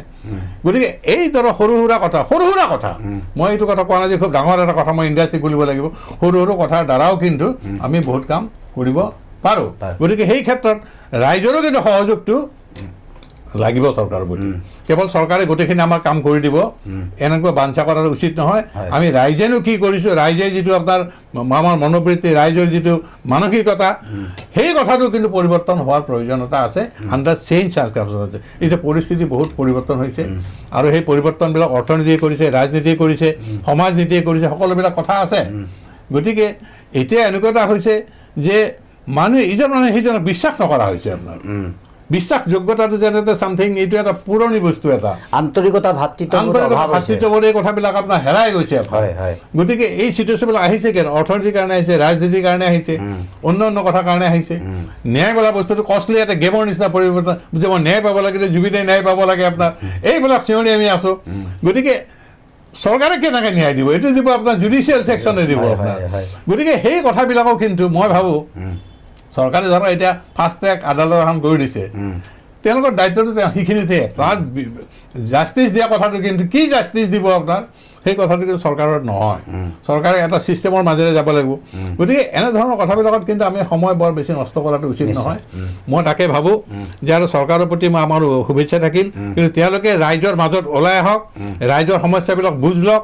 আৰু এটা কথাকে এই ক্ষেত্ৰত মই যোগ দিব খুজিম যে তেওঁলোকে কেৱল কেবিনেট মিটিং পাতিবলৈ সিদ্ধান্তবিলাক ল'ব নালাগে, তেওঁলোকে ৰাইজৰ লগত আলোচনা কৰক ডাইৰেক্টলি। তেওঁলোকে বুদ্ধিজীৱীসকলৰ লগত, শিল্পী সাহিত্যিকসকলৰ লগত, গাঁওবাসীৰ লগত তেওঁলোকে গাঁৱত যাওক, গাঁৱত যাই পেলাই এখন মিটিং পাতক, পাতি পেলাই তোমালোকৰ সমস্যাটো কি কোৱা। তেতিয়া ৰাইজে ক'ব নহয় আপোনাৰ তেওঁলোকৰ সমস্যাটো কি। গতিকে ঠিক তেনেকৈ ৰাইজৰ লগত এটা ডাইৰেক্ট যদি লিংক এটা হয়, তেতিয়াহ'লে মই ভাবোঁ এই চৰকাৰখন সাৰ্থকভাৱে চলিব পাৰিব। নিশ্চয় ছাৰ, আহিম তাকো এটা বেছি দীঘলীয়া আমি নকৰোঁ। বিজেপি চৰকাৰখনক শিলডোল ভাঙি মই কৈছোঁৱেই, ভোট দিছে, জনতাই আঁকোৱালি লৈছে। কিন্তু আমি যদি চাওঁ এই 10 বছৰ কাৰ্যকাল হোৱা আগমুহূৰ্তত টিভি টক শ্ব'ত আজি তাৰিখত এই সময়ত মানে বিজেপি চৰকাৰৰ কেবিনেট পৰ্যায়ৰ মন্ত্ৰীয়ে সেই সময়ত টক শ্ব'ত ডিঙি সি ফুলাই কৈছিল যে গুৱাহাটী বানপানী সমস্যাৰ যদি আমাক 2 বছৰ শাসন দিয়ে আমি বানপানী মুক্ত কৰি দিম বা কৃত্ৰিম বান আমি দূৰ কৰি দিম। কিন্তু তেখেতলোকে 10 বছৰ কিন্তু সময় অতিবাহিত কৰিলে। গুৱাহাটী জ্বলন্ত এটা সমস্যা, বানপানী, কৃত্ৰিম বানৰ সমস্যা, মানুহ ওলাব নোৱাৰা অৱস্থা। এই আপুনি যিহেতু গুৱাহাটীত থাকে, এনেধৰণৰ বহু ইছ্যু আছে। আপুনি শেষত চৰকাৰলৈ কি অনুৰোধ কৰিব? এই বানপানী হওক, কৃত্ৰিম বানৰ সমস্যা, আমাৰ পানী যোগান ব্যৱস্থাটো আমাৰ হোৱাই নাই ইমান দিনে, কি পৰিৱেশত ক'ব? অসমৰ বিভিন্ন প্ৰান্তততো বহু সমস্যা আছে। মই আপুনি যিহেতু গুৱাহাটীত থাকে, সেইবাবে এই কথাকেইটা আপোনাক মই শেষত প্ৰশ্ন সুধিছোঁ। আমাৰ গুৱাহাটীৰ যিটো ফ্লেছ ফ্লাড, যিটো কৃত্ৰিম বানপানী, এইটোতো সম্ভৱতা, এইটো বৰুণ দেৱতাই যদি চেষ্টা কৰে, মানে বৰুণ দেৱতাৰ যোগাযোগ যদি সম্ভৱ হয় কিবা কাৰণত, যে বৰষুণটো আপুনি একেলগে নিদিব, কমকৈ দিব, সপ্তাহত এদিন বৰষুণ দিব, 7 দিন নিদিব, সম্ভৱ। Otherwise next to impossible. কাৰণ গুৱাহাটীৰ যিটো টপ'গ্ৰাফি, নদী, নিজৰা, পাহাৰ, উপত্যকা, এই টপ'গ্ৰাফি গুৱাহাটীৰ এৰিয়াত এতিয়া প্ৰায় 15 লাখ মানুহ আছে, ফ্লটিং পপুলেশ্যন 3-4 লাখ, 20 লাখ মানুহ। গুৱাহাটী হাৰ্ডলি 2 লাখ মানুহ ছাপৰ্ট দিব পাৰে হয়নে পাঠক ছাৰ হয়, হয়। 2 লাখতকৈ বেছি গুৱাহাটী মানুহ থাকিবই নোৱাৰে আচলতে গতিকে আমি যিটো প্ৰকৃতিৰ ওপৰত বহিয়ে লৈছোঁ আমি যিটো আমি শ্ৰেষ্ঠ জীৱ গতিকে শ্ৰেষ্ঠ জীৱ প্ৰকৃতি আমাক ঠিকেই শিক্ষা দিব আৰু গুৱাহাটীৰ গোটেই পানীটো মেঘালয়ৰ পৰা আহিব অৰ্থাৎ এখন মহানগৰৰ মাজেৰে অন্য এখন ৰাজ্যৰ পানীখিনি আপুনি বহাই দিছে দি কাষত আপুনি হাইৱে বৈ কৰি আছে সেইটো নেক্সট টু ইম্পচিবল মই গুৱাহাটীক লৈ এটা দীঘলীয়া আলোচনাৰ প্ৰয়োজন আছে ইয়াত পপুলেশ্যন বহুত বেছি ইয়াত মানে নৰ্দমাবিলাক হেৰি আৰু বহুতৰ মানে যিটো সাৰফেচ ৱাটাৰ যিটো সেই ৱাটাৰৰ লেভেলত আমাৰ বহুত ক্ষেত্ৰত আমি তলত আছোঁ ফাঁচি বজাৰখন বেছি তলত মানে ব্ৰহ্মপুত্ৰৰ পানী প্ৰায় সময়ত এবাৰ হৈছিলে বানপানী 88ত এবাৰ ফাঁচি পানী সোমাব অৱস্থা আছিলে গতিকে এই ক্ষেত্ৰত কিছু কৰণীয় আছে চৰকাৰে মই নাজানো কেনেকৈ কৰে পপুলেশ্যন কমোৱাৰ কি ব্যৱস্থা আছে আৰু এটা ক্ষিপ্ৰ ব্যৱস্থা এই নলাত পৰি যে ব্যক্তিবিলাক মৃত্যুমুখত মানে সেইটোতো হ'ল হৈ থাকিব আধা ঘণ্টা মোৰ মতে এইটোতো মই নাভাবোঁ অসমৰ চৰকাৰে এইটো কোনোবা দিনা সমস্যা সমাধান কৰিব পাৰিব নেক্সট ইম্পচিবল তথাপিও কিন্তু ধনজন ক্ষতিটো কমাব পৰা যায় নেকি যদি বেছিকৈ যদি বৰষুণ আহি পানীখিনি উলিয়াই দিব পৰা যায় নেকি আমি এটা প্ৰপ'জেল দিছিলোঁ আজিৰ পৰা 20 বছৰ আগতে আমি এখন প্ৰেছ ক্লাবত নাগৰিক সভা পাতিছিলোঁ আমি কৈছোঁ যে মেঘালয়ৰ পানীখিনি আপুনি এক্সপ্ৰেছ হাইৱেৰ কাষেৰে এটা নলা এটা খান্দক আৰু পানীখিনি ডাইৰেক্টলি গুৱাহাটীৰ বাহিৰে কিমান চনৰ কথা এইটো 2002-03 চনৰ কথা হ'ব নতুন চৰকাৰ 25 বছৰ আগত যে কোনো ক্ষেত্ৰত যদি মেঘালয়ৰ পানীখিনি যে গুৱাহাটীত নোসোমায় সেইটো আপুনি এতিয়া যদি এক্সপ্ৰেছ হাইৱে আছে কইনাধৰৰ পৰা একেবাৰে হেৰিলৈকে দীপৰ বিললৈ পঠাই দিয়ক আৰু পাৰিলে গুৱাহাটীৰ পানীখিনি আপুনি এটা ডাঙৰ এটা টিউব এটা কৰি পানীখিনি আপুনি দক্ষিণৰ ফালে মানে কি পশ্চিমৰ ফালে দিয়ক কাৰণ ব্ৰহ্মপুত্ৰৰ যিটো ৱাটাৰ লেভেল গুৱাহাটীত যিমান তাতকৈ 1 মিটাৰ ডাউন হ'ব যদি আমি মিৰ্জা বা পলাশবাৰী যদি ভাবে এই কথা আমি তেতিয়াই কৈছিলোঁ এইটো বাতৰিকাকত পৃষ্ঠা মেলিলে ওলাব কিন্তু কোনো সেইটো চিন্তা নকৰিলে আৰু গুৱাহাটীৰ যিমান ডেপুটি কমিশ্যনাৰ আছে এই ধৰক 70 মানৰ পৰা আজিলৈ সকলোকে জবাবদিহি কৰিবলৈ আপুনি য'ত ত'ত কিয় মাতি দিছে কি পইচা আপোনাৰ কি এনে লোভ যে ৱেটলেণ্ডত মাতি দিছে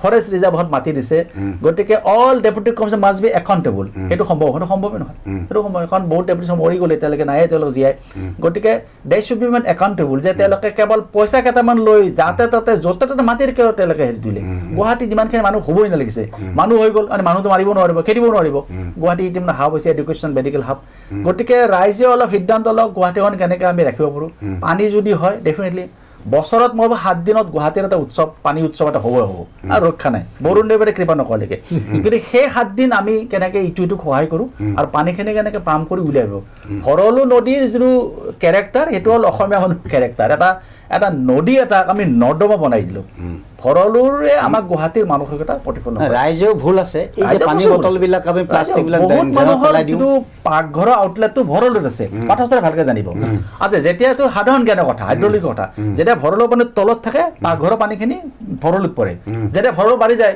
পাকঘৰত সোমাই যায় আপুনি সেইদিনা কান্দিকে লাভ আছে নেকি আপুনি ভৰলু নৰ্দমা কিয় কৰিছে ভৰলু এটা নদীয়ে আছিলে এটা বাহিনী নদীয়ে আছিলে এটা নিজৰা আছিলে নিজৰৰ পৰা নিজৰটো আছে নেকি এতিয়া এই যে ভূৱান হাজৰিকাৰ ঘৰটো নিজৰ ক'ত নিজৰা কোন নিজৰটো ক'ত গ'ল নিজৰ নাই না উই হেভ ডেষ্ট্ৰয়ড এভৰিথিং গতিকে আমি যিটো পাপ কৰিছোঁ পাপৰ ফলটো পাব ইউ আৰ একাউণ্টেবল কিন্তু তাৰ মাজতে নতুন প্ৰজন্মই যাতে আৰু কষ্ট কৰিব লগা নহয় গতিকে ক্ষীপ্ৰ ব্যৱস্থা কৰক মানুহৰ যেতিয়া য'ত কিছুমান এৰিয়া গুৱাহাটীৰ যে আপুনি চাব ছেটেলাইট ইমেজত কিছুমান এৰিয়া নবীন নগৰ সেইটোতো ৱেটলেণ্ড আছিলে ৱেটলেণ্ডত আপুনি যদি হেঁচি সোমাই যায় কি বৰষুণে আপোনাক ক্ষমা কৰিব কেতিয়াও নকৰে এই নবীন মানুহখিনি মোক খং কৰিব পাৰে যে আপুনি খবৰ কোন হয় মোৰ খবৰ কোন লেটছ ফেচ দ্য মানে কনচিকুৱেঞ্চ সেইকাৰণে কিছু পৰিমাণে কিছু দায়িত্ব আছে কিন্তু চৰকাৰৰ দায়িত্ব আছে প্ৰশাসনৰ দায়িত্ব আছে গতিকে কিছু এৰিয়া যদি ভাবোঁ যে এইটো ৱেটলেণ্ড আছিলে এইটো আমি ৱেটলেণ্ড হিচাপে প্ৰিজাৰ্ভ কৰোঁ পানীখিনি ক'ৰবাত যদি সোমাব পাৰে কাৰণ ক'ৰবাত ৰাখিব পাৰে সেইটো পৰা আৰু পানীখিনি যে এডলে যাতে আমি ওলাই দিব পাৰোঁ গতিকে গুৱাহাটীৰ মানুহৰ সমস্যা মানে বৰষুণ আহিলে হ'বই হ'ব খালি সংখ্যাটো কম কৰক মানে কেই ঘণ্টা 1 ঘণ্টাৰ কাৰণে 2 ঘণ্টাৰ কাৰণে 3 ঘণ্টাৰ কাৰণে এইটো যদি হয় ভাল মই বাৰু গুৱাহাটীৰ স্থায়ী বাসিন্দা নহয় মোৰ ইমান সমস্যা নাই গুৱাহাটী ডুবি গ'লেও মোৰ কোনো সমস্যা নাই কিন্তু গুৱাহাটী আই লাভ গুৱাহাটী আৰু এটা কথা মই কৈছোঁ গুৱাহাটীত আজি যে 15 লাখ মানুহ আছে তাৰে 15,000 মানুহ গুৱাহাটীখন নিজৰ ঠাই বুলি নাভাবে চবে কি কয় জানেনে মোৰ জেঠা আছে খুৰা আছে তেওঁলোক গুৱাহাটীত ডেকাকালত আহিলে ইয়াত বিয়া কৰালে তেওঁলোকৰ নাতিয়েকৰ বিয়া হ'ল আৰু কয় এইখন বাজে ঠাই ইয়াত থাকিব নোৱাৰি আপুনি আছে কিয় ইমান দিন তাতে আপোনাৰ কোনে গুৱাহাটী মাতিছে খাবা কাকো মাতাৰে মই যে আছোঁ মই ক'ম নেকি গুৱাহাটী বাজে ঠাই আৰু গুৱাহাটী ভাল কৰক চেষ্টা কৰক গুৱাহাটীৰ বহুত মানুহৰ কাৰণে গুৱাহাটীখন এটা অদৰকাৰী ঠাই বাসযোগ্য নহয় কিন্তু নিজে থাকিব তাতে তো মই ভাবোঁ গুৱাহাটীক ভাল নোপোৱা মানুহ সংখ্যাৰে ভৰি আছে সেইকাৰণে নিড গুৱাহাটীয়ানছ হু লাভ গুৱাহাটী মই সেনেকুৱা এজন মানুহ বুলি ভাবোঁ, যদিও মোৰ গুৱাহাটীৰ মই স্থায়ী বাসিন্দা নহয়, মই এইটো নলবাৰীৰ বাসিন্দা, মোৰ ভোটো তাতে আছে, কিন্তু আই লাইক দ্য চিটি। মই ভাবোঁ এই চিটিখন যিমান দিন থাকিম মই গুৱাহাটীৰ ভালৰ কাৰণে কাম কৰি যাম, আৰু গুৱাহাটীৰ কোনো লোকেল মানুহৰ কোনো সংঘাতো নাই আৰু কোনো তেনেকৈ মিত্ৰতা নাই, আৰু মোৰ জৰুৰী নহয়। এই বাকীখিনি সময় মই এনেকৈ পাৰ কৰি দিম, হয়তো জীৱনৰ শেষ বয়সত মই গাঁৱত গৈ মৰিব যাম। মই অলপ কম এই ক্ষেত্ৰত। ঠিক আছে ছাৰ, আপোনাৰ ওচৰলৈ আহিছোঁ। শেষত চৰকাৰখনলৈ আপুনি কি অনুৰোধ কৰিব, যে কি ভাল কাম কৰা উচিত আৰু চৰকাৰখনে কি বেয়া কাম কৰিছে আপোনাৰ দৃষ্টিত আজিলৈকে? চৰকাৰখনৰতো ক'বলগীয়া বহুত আছে। চৰকাৰখনে ভাল কাম কৰিব লাগিলে আপোনাৰ তেওঁলোকে জানে কোনটো ভাল কাম, আৰু যিজন আপোনাৰ ছাপৰ্টাৰ আমাৰ ইমানখিনি আছে, 101জন তেওঁলোকৰ ছাপৰ্টাৰ আছে, গতিকে they can do and undo many things, এইটো হয়। কিন্তু কেতিয়াবা হয় কি, ছাপৰ্ট বেছটো যদি খুব বেছি বলিষ্ঠ হয় তেতিয়াহ'লে কিন্তু তেওঁলোকে কিন্তু বহুত ক্ষেত্ৰত আকৌ আত্মম্ভৰি ভাৱ এটা বা অহংকাৰী ভাৱ এটা হয়। কিন্তু অহংকাৰ ভাৱটো কিন্তু এটা ধ্বংসৰ কিন্তু এটা ৰাজপথ। বেছি অহংকাৰী হ'লে কিন্তু সেই তেওঁ ধ্বংস হ'বই আপোনাৰ। গতিকে সেই কথাটো তেওঁলোকে পাহৰি যাব নালাগে। কিন্তু মই ইতিমধ্যে আমাৰ ঠাকুৰীয়া গুৱাহাটীৰ কথা কৈছোঁ, মই তাত অলপ এটা সংযোগ কৰিব খুজিছোঁ, মোৰ লোভটো সামৰিব পৰা নাই। যে ব্ৰিটিছবিলাক যেতিয়া অসমলৈ আহিল তেতিয়া অসমৰ ৰাজধানীখন ক'ত হ'ব, এতিয়া এখন কমিটি এখন হ'ল। কমিটিয়ে যেতিয়া ৰিচাৰ্চ কৰিলে যে নহয় গুৱাহাটীখন no' this is not a proper place, তেতিয়া ব্ৰিটিছবিলাকে কিন্তু ৰিপৰ্ট এটা লিখি দিছিলে যে ইয়াত আপোনাৰ হ'ব নোৱাৰে। কাৰণ তেওঁলোকে কৈছে কি যে গুৱাহাটী চহৰখনৰ তিনিফালে পাহাৰ, এফালে নদী, পাহাৰৰ পানীখিনিও ইয়াত আহিব, নদীৰ পানীখিনিও ইয়াত আহিব। চাব দেই তেওঁলোকৰ ধাৰণাটো, নদীৰ পানীখিনিও আহিব আৰু পাহাৰৰ পানীখিনিও ইয়াত আহিব, গতিকে ইয়াত ফ্লাড হ'বই। আৰু আমি ধৰক মই নিজৰ জীৱনত মই দেখিছোঁ যে এতিয়া য'ত আপোনাৰ ৰাজধানী হৈছে কেপিটেল জনতা ভৱন, তাত আমি পানী দেখা পাইছোঁ, আপোনাৰ পুখুৰী, তাত আমি পুখুৰী দেখা পাইছোঁ। গতিকে সেই পুখুৰী পানীবিলাক তাত জমা হৈছিল, অনিল নগৰ, লাচিত নগৰ, সেইবিলাক চবতো পানীয়ে আছিল। আজি ধৰক আপোনাৰ ইয়াতে আপোনাৰ আদাবাৰীত আমি পুৰা পানী দেখা পাইছোঁ, আপোনাৰ খেৰৰ ঘৰ মাজে মাজে আছে, খেতি পথাৰ তাত দেখা পাইছোঁ, গতিকে তাত পানী জমা হৈছে। কিন্তু মই এই ক্ষেত্ৰত এটা কথা ক'ব খুজিম যে পানীটোতো হ'বই। আজি ডিব্ৰুগড় ধৰক আপোনাৰ পানী পৰে প্ৰায় 2 ফুট তলত, ডিব্ৰুগড়খন কিন্তু পানীৰ তলত, কিন্তু তাততো আপোনাৰ এনেধৰণৰ ফ্লাডৰ কথাটো অহা নাই। গতিকে তাৰ কাৰণে এটা গৱেষণাৰ প্ৰয়োজনীয়তা আছে, খুব সুন্দৰ এটা গৱেষণাৰ প্ৰয়োজন আছে। আৰু নতুন চৰকাৰৰ প্ৰতি আমাৰ এটা অনুৰোধ থাকিল যে তেখেতসকলে এই গুৱাহাটীৰ পানীক লৈ পেলাই, গুৱাহাটীৰ ফ্লাড চিটুৱেশ্যনক লৈ পেলাই এটা গৱেষণা এটা কৰিব পাৰে, আৰু এই গৱেষণাটো কিন্তু এটা খুব চিৰিয়াছ গৱেষণা এটা তাত কৰিব লাগে। আৰু মই এটা দেখা পাইছোঁ কি যে এবাৰ আমি গুৱাহাটী বিশ্ববিদ্যালয়ৰ পৰা আমাক পঠাইছিলে যে কানপুৰতো এনেকুৱা এটা নদী আছে, কিন্তু ভৰলু নদীৰ নিচিনা তাত আছে, কিন্তু তাত ভৰলু নদী ঠিক নাই, 8টা ড্ৰেইন আছে আপোনাৰ, 8টা ড্ৰেইন। সেই 8টা ড্ৰেইনতে গোটেই চিটিৰ পানীখিনি গৈ পেলাই গংগা নদীত পৰে। কিন্তু তাত এটা বৰ ডাঙৰ কাম কৰিছে কি যে নদীৰ পানী, এই যিটো ড্ৰেইনৰ পানীখিনি ডাইৰেক্টলি তাত তেওঁলোকে পানীত পেলাই নিদিয়ে, তাত ট্ৰিটমেণ্ট কৰে, ট্ৰিটমেণ্ট কৰি যিখিনি তাত গাৰ্বেজ আছে সেইখিনি উঠাই থৈ দিয়ে, একদম পিউৰিফাই কৰি পেলাই গংগাত পানীখিনি পেলায়। তাত তেওঁলোকৰ এটা বিশ্বাস কি যে গংগাৰ পানীক দূষিত কৰাৰ আমাৰ কোনো অধিকাৰ নাই, আমি সেইটো কৰাটো উচিত নহয়। গংগা ৰিমেইনছ গংগা, কিন্তু গংগাৰ পানীক দূষিত কৰা আমাৰ কোনো হেৰি নাই। কিন্তু ব্ৰহ্মপুত্ৰ নদী আমি সেইটো কৰিছোঁ নে আপোনাৰ? তাততো কানপুৰত 8টা ড্ৰেইন তেওঁলোকে চাফা কৰিছে পানীটো, আৰু চাফা কৰি সেই পানীটো পিউৰিফাইড পানীটোহে ব্ৰহ্মপুত্ৰত পেলাই দিছে, আৰু বাকীখিনি তেওঁলোকে টাৰ্টিলাইজাৰ কৰি পেলাই সেইবিলাক ব্যৱহাৰ কৰিছে। গতিকে এনেধৰণৰ এটা প্ৰজেক্ট, এটা বৃহৎ প্ৰজেক্ট এটা লাগিব, তাৰ কাৰণে এটা গৱেষণা লাগিব, আৰু নতুন চৰকাৰে এই কামখিনি কৰাটো মই বাঞ্ছা কৰোঁ আপোনাৰ। মানে ব্ৰহ্মপুত্ৰ অৱমান কৰিব নালাগে, ব্ৰহ্মপুত্ৰ আমাৰ আল্টিমেট আইডেণ্টিটি, অসমীয়া জাতিৰ আল্টিমেট আইডেণ্টিটি ব্ৰহ্মপুত্ৰ। আৰু ব্ৰহ্মপুত্ৰ এখন ইউনিক এটা ৰিভাৰ, মানে মেল ৰিভাৰ, বহুত কম ঠাইতে মেল ৰিভাৰ পোৱা যায়। এইটো ব্ৰহ্মপুত্ৰ অৱমান নকৰিব। ব্ৰহ্মপুত্ৰই আমাৰ জীৱন, আমাৰ সভ্যতা, সংস্কৃতি, এইখন মানে নদীক বা মহানদী, একচুৱেলি এই মহানদীক অপমান কৰা, মহানদীক এক্সপ্লইট কৰা, এই ধৰণৰ মানসিকতা সৈতে পৰিত্যাগ কৰা। ব্ৰহ্মপুত্ৰ জীয়াই থাকিব চিৰদিন, আপুনি মই মৰি যাম কাইলৈ। নিশ্চয় আমি শেষ পৰ্যায় পালোহি। আজি চিন্তামঞ্চলৈ সমাজৰ 2জন গুণী জ্ঞানী বিশিষ্ট ব্যক্তিক আমি আমন্ত্ৰণ কৰিছিলোঁ। চিন্তামঞ্চত বহু বিষয় লৈ আজি আলোচনা কৰিলোঁ। পাঠক ছাৰে কৈছে যে অহংকাৰ নহ'ব, ঠাকুৰীয়া ডাঙৰীয়াই কৈছে যে নিবনুৱা সমস্যা দূৰ কৰিবৰ বাবে কৃষি ক্ষেত্ৰত গুৰুত্ব আৰোপ কৰিবলৈ কৈছে, মুখ্যমন্ত্ৰী ডাঙৰীয়াক কৃষি বিভাগটো ল'বলৈ কৈছে। পাঠক ছাৰে বহু কথা আপোনালোকক অৱগত কৰিছে। নতুন চৰকাৰক আমিও শুভেচ্ছা জনাইছোঁ, কিন্তু সাধাৰণ জনতাৰ মনৰ ব্যথাবিলাক আপোনালোকে মনোযোগ দি শুনিব। অহংকাৰ নহ'ব, অহংকাৰী পতনৰ মূল কাৰণ আমি দেখিছোঁ লালু প্ৰসাদ যাদৱৰ আমি দেখিছোঁ প্ৰফুল্ল কুমাৰ মহন্তকো আমি দেখিছোঁ। সেইবাবে সকলোৱে সংযত হৈ যি ধৰণে সংবাদ মাধ্যমত আমি কিছু মন্ত্ৰী বা তেনে নেতাৰ কিছু বক্তব্য আমি দেখোঁ, এইবিলাক সুভাষ নাপায়, সাধাৰণ জনতাই মনত দুখ পায়। সেইবাবে আপোনালোকে সাধাৰণ জনতাক গুৰুত্ব দি নতুন চৰকাৰখনক আপোনালোকে আগুৱাই নিয়ক। আপোনালোকক জনতাই অন্তৰত মৰম দিব, হৃদয়ত স্থান দিব, তেতিয়া বহু দিনলৈ আপোনালোকে এই চৰকাৰখন আগুৱাই নিব পাৰিব। আজি অনুষ্ঠানৰ পৰা পাঠক ছাৰ আপোনাক বিদায় মাগিছোঁ আৰু ঠাকুৰীয়া ডাঙৰ আপোনাকো বিদায় মাগিছোঁ। দৰ্শকৰ পৰা বিদায় লৈছোঁ। ধন্যবাদ।